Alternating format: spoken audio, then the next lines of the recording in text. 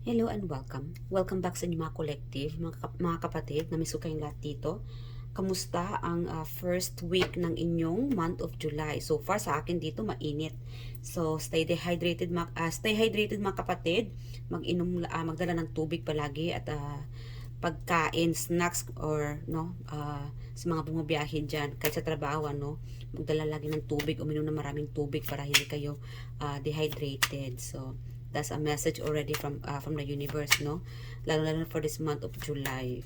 Yeah, so be careful kasi baka meron sa inyo dito biglang aatakihin sa puso or mga hypertension. So ingat-ingat mga kapatid dahil itong weather na ito, for this month of July, baka mag-trigger sa kalusugan ninyo, emotionally, mentally, physically, Yeah, so ingat-ingat mga kapatid dahil ang inyong mga guides ay worried para sa inyo for this month of July. So paalala mga kapatid, laging magdala ng tubig, take care yourself and stay hydrated at pagpahinga and stay indoor, Yeah. Huwag masyadong maglalabas, lalo na masyadong mainit sa labas, Yeah, so yeah, welcome back mga kapatid. Kamusta kayong lahat dito? So ang reading na ito ay may magbabalik para sa inyo. This could be love reading, money, self, spiritual, friendship, studies, career. So again guys, iba-ibang sitwasyon ninyo. Kunin nyo lang kung saan kayo naayon, kung hindi naman para yung sa ibang mga kapatid natin, dahil hindi parehas ang inyong mga sitwasyon ninyo dito. So, yeah. So, alamin natin kung ano ito magbabalik para sa inyo. Alright, Spirit Angels. Tungkol saan ito magbabalik sa ating mga collective na dapat nilang malaman. Okay. Alright. The Wheels. Alright, so kung noon ay unstable, parang medyo may bump on the road, may mga challenges, at babalik ito, Sabihin natin na yung negosyo mo ay biglang nagsunk, Yes, or not doing well, nalugi, ganito, ganyan. Something na na-lost ka siguro, it could be related sa finances mo, or something sa sitwasyon mo na biglang bumaba, Bumaba ka siguro yung grades mo, babalik ito. Yes, aangat kang muli. Wow. A good message for you already from this reading, Yeah. Ano pa? Oh, okay. Six of Pentacles. Confirmed. This is related about your future, your finances, your stability, mga kapatid. May darating na magbibigay ng tulong sa inyo. It could be a good news sa inyo, Messages, through messages. Baka ito ay matatanggap nyo na soon, within a week or few hours. Hindi ito magtatagal more than a week. So whenever you see this is timeless mga kapatid. Soon, aahon ka rin sa hirap. Babangon ka rin. Kung nadapa ka man, may tutulong sa inyo. Ito ay galing sa inyong guides. Paparating na itong hinihintay mo. Mapapaindak ka sa tuwa. Good news, a message, communication na magbabalik sa inyo. Kung noon ay struggle ka, parang bigla kang lumagapak, whatever situation, emotionally, relationship, your finances, malakas dito yung finances, aahon ka rin. May paparating, may magbabalik. It could be a person, again, a person, a news, a letter, whatever it is, ito ay magbabalik sa inyo at siyang makakatulong sa iyo para aangat ka, babangon ka. Yeah. Here, Eight of Swords, the bottom of the deck. Mga struggles. Siguro, emotionally imbalance, yung iba dito na overthink ka siguro, marami kang iniisip, clouded, mga vision mo, hindi mo masyadong nakikitaan, but then, this could be related sa inyong mga, again, it could be mentality issue, na overthink. Siguro, marami kang iniisip lately mga kapatid kung saan ka hingi ng tulong, kanino ka hingi ng tulong, sa anong paraan ito magkakaroon ng sagot o mairesolba, and there will be an answer. Ang sagot ay paparating na. So remove, kasi tatanggalin ng universe itong clouded, na overthinking, emotional imbalance, pagkakamali, siguro may proven, para bang ipo-prove, something about na mai-prove sa iyo dito na may sagot na huwag kang mawalan ng pag-asa. na may paparating para dyan. Na may para dyan. I don't know, something about message na may para dyan. Kung ikaw ay, siguro I'm sorry guys ha, very specific here, may napapraning na siguro dito sa kakaisip kung saan ka hingi ng tulong, saan ka makakabayad ng bayarin, saan ka, like again, parang na-overthink nga, diba? Napapraning na kung saan ka hingi ng tulong. Again, the universe will remove that. Tatanggalin ni universe itong overthinking, no? Itong clouded vision, clouded emotion, drain. You will be healed. Aangat ka. Guys, continue on believing yourself. Continue on praying. As a reminder mga kapatid, meron din kasi dito para nagtatampo yung guides ninyo. Huwag kayong mag-reach out lang kung may problema ha. Parang may ano din to si universe ano. Parang anong tawag nito? Kasi uso ngayon niya sa mga tao eh. May mga tao kasi talaga na mag-reach out lang kung may kailangan. So, parang ganun din ang nararamdaman ng guides ninyo. Very specific here. Mag-reach out lang kung may kailangan. Guys, mapa-good and bad situation, news, feel free to reach out. Kausapin yung mga guides ninyo, yung mga mahal nyo sa buhay na pumanaw na, mag-pray kayo, andyan sila para tulungan ka, para i-guide ka.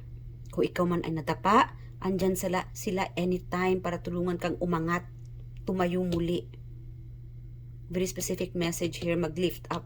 Itong message na ito mga kapatid, ano, very uplifting. Yes, positive, no? Napaka-positibo ng mensaheng ito para sa inyo dahil ayaw ng universe ng guys ninyo mawalan ka ng pag-asa. Tanggalin itong mga overthinking kasi meron ditong mali ka na, nagkakamali ka ng akala. And I think the universe wants you to think na or believe na may para sa iyo. Let go, no? Siguro mayroong mga past situation na it's time to let go. Let go, let God, let it be. Hayaan mo na yun. Whatever situation. Siguro mayroon kasi ditong nahihirapan kang tanggapin iyon. Hayaan mo na. Whatever situation, hayaan mo na. Meron pang iba. May iba pang pag-asa, may iba pang sagot para dyan, no? Kung ano itong sitwasyon mo na na-stuck ka, na overthinking ka, kung ano na lang mga iniisip mo. Proceed ka na lang mga kapatid sa ibang sitwasyon or alalahanin. Kasi hindi lang yan dapat ka dyan nagpo-focus, meron pang dapat alalahanin. Kasi parang sinasayang mo yung energy mo, everything, energy, physically, mentally, drain ka. Yes, wag mong ibuhos ang sitwasyon mo or wag mong ibuhos ang sarili mo sa ganyang sitwasyon. Marami pa dyan. Let it be. Alright? So, very specific. Dahil, ito paparating ito. It could be a surprise. Again, guys, ang lakas nito ng minsang ito. The Chariot is a surprise. Unexpected. It could be love life, a new person. Or something, whatever situation na hindi mo alam kung paano kaya ako biglang yayaman, paano ako, sino naman kaya tutulong sa akin, sino kaya ang magmamahal sa akin, sino kaya ang mag-stick sa akin, yung ganong sitwasyon, you don't have to worry about that. Like again, may para sa inyo. Alright? Yung mga insecurity ninyo, tanggalin nyo iyan. Kasi lahat tayo may kanya-kanyang mga kakayanan. Iba-ibang beauty. May mga exotic, no? Mayroon ganun dyan, mga maganda, gwapo, pero hindi pa rin attractive. No? Hirap pa rin makahanap ng karelasyon. So, iba-iba.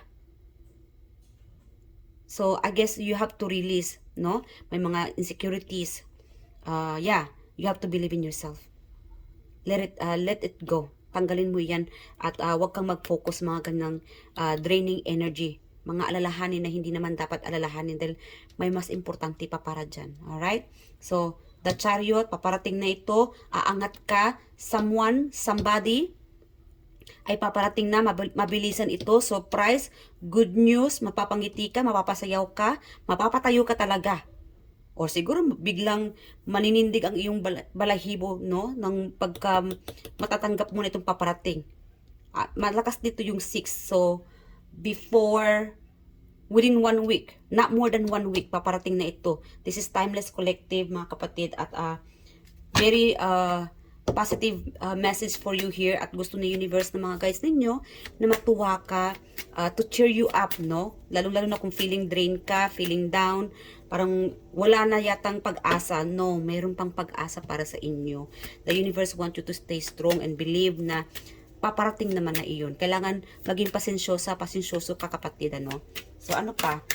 Ano itong paparating pa? Magbabalik. Yes, ito magbabalik. Money, negosyo. Kung ang negosyo mo ay biglang nag-flip, ano, mga kapatid, na lost or nawala siguro yung negosyo mo, may chance pa, no? May chance pa na aangat or babalik ito. I think maybe you are focusing into something I don't know, wrong, mali. Somehow nag-focus ka sa ibang bagay na hindi dapat. Alright? Dapat may mga plan B, plan C, plan D, whatever. Alright, mga kapatid? And, yeah. And, siguro it's time to collaborate. Humingi ng tulong, communication, open up. No, mag-open up ka. Kasi meron sa inyo dito parang, again, may mga trauma ka siguro, ano, kaya nahihirapan ka mag-open up. Feel free to open up. Open your heart. Buksan mo yung isipan, ang yung puso. Kasi meron itong nagmamaang-maangan or, I don't know, one-sided or parang maybe you are afraid to know the truth. Takot ka sigurong malaman ang katotohanan. Takot ka sigurong ma-point out na ikaw yung nagkamali. I think this is very specific. Kung ikaw to nagkamali, accept the fact, mga kapatid, na nagkamali ka. And then, once na matanggap mo ito, siguro kailangan mong humingi ng apology, no, sa isang tao. Kaya siguro, para bang this could be part of your journey na paghihirap, karma, very specific. Hindi to para sa lahat, ha? Kung ikaw itong parang stranded ka, no, sa isang sitwasyon na hirap ka, no, maybe you have to free yourself from this situation. It's time to say sorry, apology, or accept na ikaw itong nagkamali. And then that will help you to unfold the situation na help new beginning. Yeah, pagbabago. Yes, mga kapatid, another message for you here. It's time to change ourselves, starting within inside, no? Dapat magsimula ang pagbabago sa atin mismo. Sa ating kalooban, mula dapat sa ating kalooban. Not just like parang wishy-washy lang, ano, dapat nag-start yung pagbabago sa atin mismo. Sa ating puso, sa ating spiritual, kasi meron itong spiritual. Yeah. Change that. At, wag masyadong for some reason, parang, siguro marami kang naririnig na maingay. No? Naingayan ka siguro. I think you have to meditate.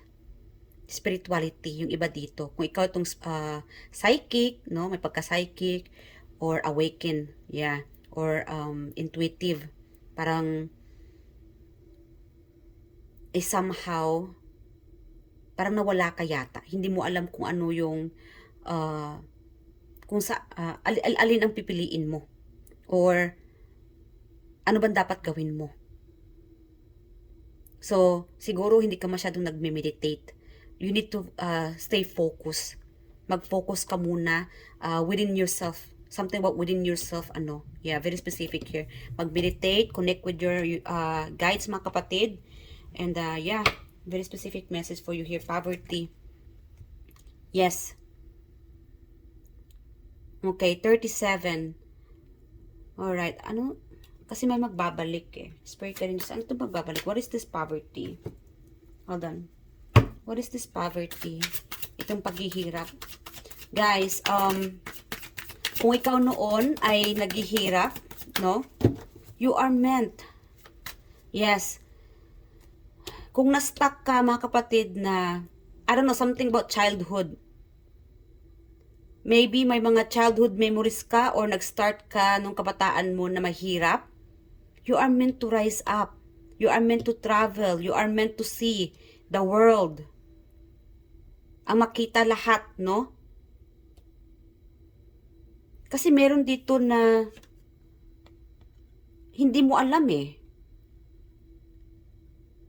It's time to awaken yourself. Meron ditong awakening of spiritual, psychic.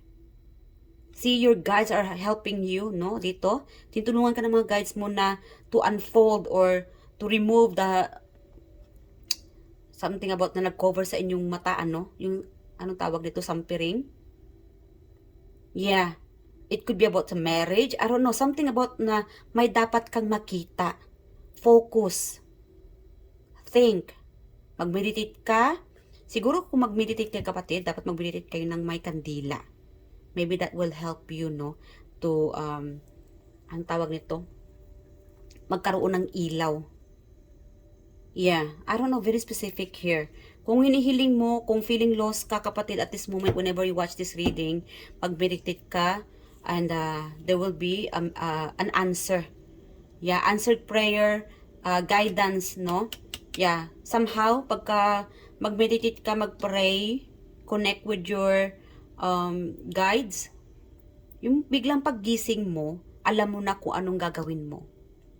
That is your sign of awakening. A help, a message, guidance. Meron ditong multiple, samut-saring matatanggap, susun. Signs, mga senyales, guys, pay attention sa mga senyales. You are meant to move forward. Mag-move on na. Malakas dito mag-move on. Move on ka na kapatid. Kasi kung hindi ka mag-move on, na-stuck ka talaga sa paghihirap. Lalo ka talaga maghihirap niyan. Huwag mong pahirapin ang sarili mo. Move on. Magpakatatag ka. Keep fighting. Lumaban ka. Tumayo ka. Yeah, kahit mag-isa kang lumalaban, kaya mo naman yan kasi andyan ang guides mo. Ayan sila o sa likod. Yeah. They're guiding you, they're watching you. Whenever you are, they are there. Andyan sila. At sa mga umaangat naman na galing sa hirap, another message here, huwag po tayong makalimot sa mga nakaraan. Tumulong tayo sa mga taong nangangailangan din. Sharing is caring, ika nga. Another message from your guides. So guys, mga kapatid, yes, an ending. An ending na paghihirap. So again guys, ito magbabalik sa iyo. Whatever na naghihirap ka, no? Whatever it is, mag-i-end na ito. 37, you could be at the age of 37. There could be 3 and 7. You could be March and July, especially this month of July. Specific, napaka-specific ng mensaheng ito. You will be walking away from the past. You will be walking away, no? Sa mga nakaraan, sa mga paghihirap. It's okay. It's okay kung mag-isa ka lang na tumatayo o tumataguyod ng iyong pamilya or ng mga expenses, no? It's okay. Andyan naman yung mga guides mo para tulungan ka. You are guided, you are protected. They are there, they want to see you happy. They are there helping you, guiding you. They are there to remove, no? Andyan sila para bigyan ka ng tulong, mapasaya ka, at tanggalin itong mga paghihirap, or mga bagay na distractions. Siguro yung iba sa inyo dito very distracted sa mga ibang bagay na hindi naman dapat. So, yeah. They are working on it. Yes, your guide are working on it, no? Na para tanggalin itong mga baggage. Itong mga bagay na hindi mo nakikita. Gusto nilang na magising ka sa katotohanan, na makita mo ito, na may para sa iyo, na mayroon itong bright future para sa inyo. May tulong, love, money. Yes, meron itong psychic, self-care, self-love. Ano pa? Alright, Spirit Guardians, ano pa ito magbabalik sa ating mga collective? One more message. Ano pa ito magbabalik sa ating mga collective? At meron naman dito na it could be a person, this could be another person na magbabalik sa inyong mga kapatid dahil naghihirap siya. Or this could be, I don't know, family member. It's something from your childhood friend. Siguro may pamilya ka na malayo. Ito ay magbabalik. Yes, yung bonding ninyo nung kabataan mo pa, magbabalik itong taong ito. This person is being led, no, guided towards you para ibangon, kasi meron tong binabangon, no, ang guides ninyo na ibalik yung bonding. This could be about help, kasi kung whatever situation, parehas kayo magtutulungan dito sa sitwasyon na ito. This could be related sa broken family. It could be yung anak mo, kung malayo kayo, no, may mga problema sa pamilya. It could be your person. This could be ama ng iyong mga anak, or again, kung may anak ka, this could be your distant kid, no, or distant family member na magbabalik at meron itong pagtutulungan sa inyo. Yes. At meron naman dito na siguro ikaw itong, again, magbabalik itong taong ito, ipupush ito ni universe na magbabalik, hingi ng tulong sa iyo, physically, mentally, financially, at ikaw naman ay guided para tulungan itong taong ito. Whoever, mga kapatid, paalala ko lang, kung sino itong paparating hingi ng tulong, feel free na magbigay tulong sa taong ito. Kahit na kunting tulong lang, at least nakapagbigay ka ng tulong dahil meron itong give and take, no? Dahil sa makakatulong ka sa taong ito, ikaw naman ay tutulungan din ng universe para aangat pa ng aangat. Wow. So, yes, the garden and the gate. So, yes, yes, you guys are, there will be a new knowledge, opportunity, magbubukas sa inyo. At this moment, andyan ka na o sa may pintuan ka na. Pag bubukas ito, again, meron naman sa inyo dito, you need to learn yourself to open yourself to others, no? Tanggalin itong mga emotional baggage, yung mga trauma.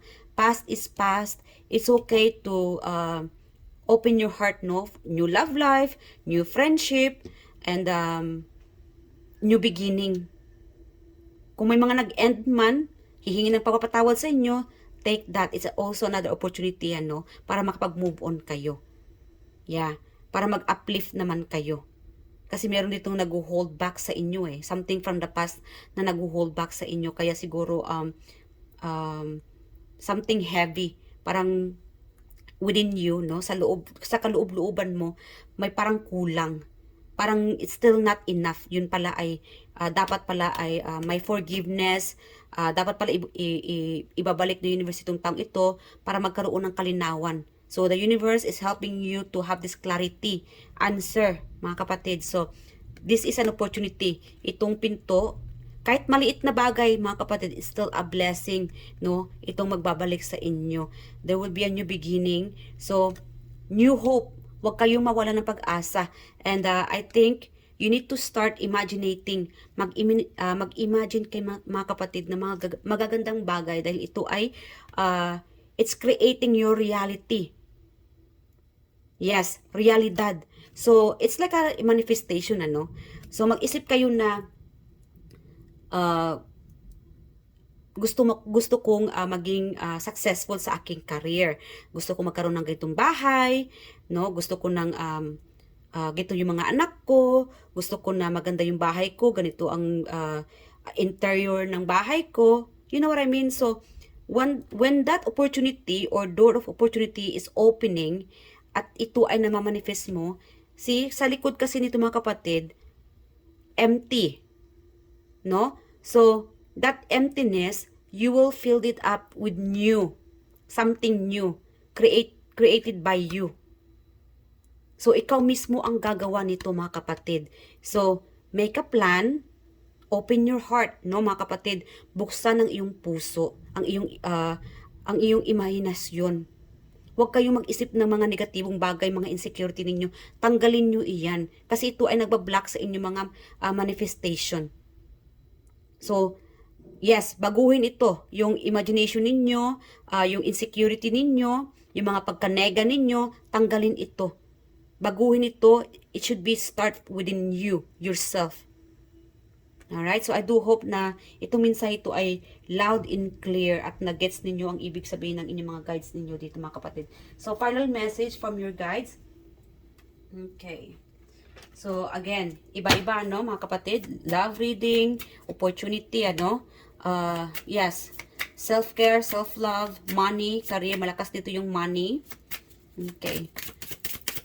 So, whenever you watch this reading, mga kapatid, starting from now, start creating, no? Gumawa kayo ng imagination or palaisipan ninyo, mga kapatid, na magical.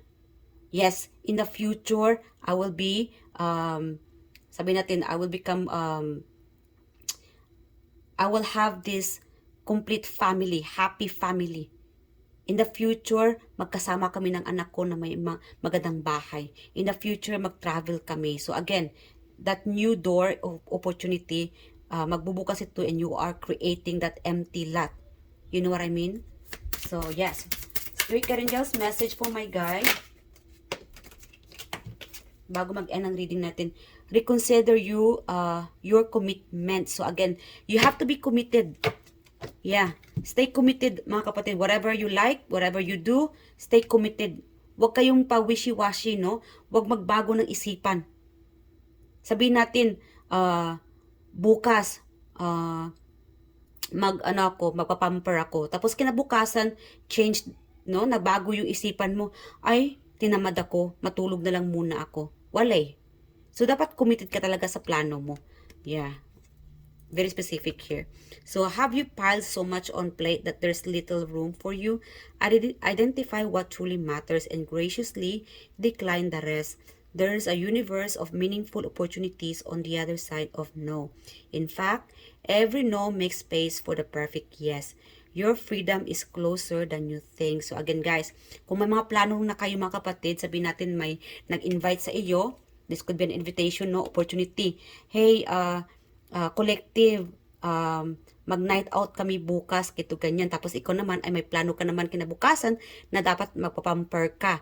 So say no kasi may plano ka na, no, para sarili mo. It's okay to say no. Sabihin mo na lang, i-decline mo na lang itong parting ito. Sorry guys ha, I feel drained at this moment. I don't feel good right now. Kailangan ko magpapamper, kailangan ko mag-relax, kailangan ko magpa-doktor. Self-care, self-love, saka na muna itong mga party-party. It's okay. Or, sabihin natin, no, you already made a plan with your family or sa anak mo, nanak, bukas mag-outing tayo. Tapos, yung barkada mo biglang magtatawag, girl, guy, mag-inuman, gito, ganyan. Dapat committed ka sa plano mo or sa pinapangakuan mo, nag-promise ka na, kapatid, dapat mag-stick ka dyan. Or siguro may mga utang. Kung nag-utang ka, dapat, again, committed. Stay committed. Kasi kung hindi ka committed sa pinangakuan mo, binali mo yung promise mo, mas stuck ka talaga. May karma ka talagang kakaharapin. Alright? So, tuloy, stranded ka. Sabihin natin, meron kasi dito nakagawa ng pagkakamali. Umutang ka siguro sa isang taong ito, ganyan. Tapos, hindi mo tinuloy, hindi mo ginawa yung pangako. Ngayon, yes, ang dami mong struggle because you did not do your promise. Itong commitment. Hindi ka committed sa iyong mga words, no?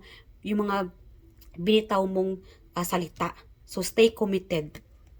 Yeah. So, that's it for today mga kapatid. I do hope nag-enjoy ka sa reading na ito. I love you guys. At hindi ko kayo pinapagalitan. This is a message from your guide. So, enjoy guys. And in few days, aangat ka. Good news. Mapapasayaw ka. Mapapaindak ka. Always think about positivity. Remove this insecurity and stay committed. Alright? And stick to your promise. At nang hindi ka maghihirap, at nang hindi ka ma-stranded sa paghihirap or sa karma. And it's time to free yourself from the karma. Alright? And kung nagkamali man, humingi ng pagpapatawad. Yes. So, para mag-move on na, may pag-move on. Dapat move on na kapatid. And accept the fact na nagkamali tayo dahil walang perfecto sa mundong ito. So, I love you guys. I'll see you guys in the next reading.